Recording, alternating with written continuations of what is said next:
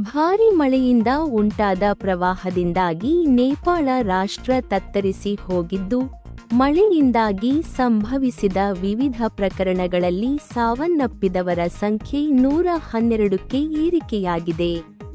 ನಿರಂತರ ಮಳೆಯಿಂದ ಉಂಟಾದ ಪ್ರವಾಹ ಮತ್ತು ಭೂಕುಸಿತದಿಂದ ನೇಪಾಳದಲ್ಲಿ ಕನಿಷ್ಠ 112 ಜನರು ಮೃತಪಟ್ಟಿದ್ದಾರೆ ಎಂದು ಅಧಿಕಾರಿಗಳು ತಿಳಿಸಿದ್ದು, ನಿರಂತರವಾಗಿ ಮಳೆ ಸುರಿಯುತ್ತಿದ್ದು, ನೇಪಾಳದ ಕೆಲವು ಭಾಗಗಳು ಜಲಾವೃತಗೊಂಡಿವೆ.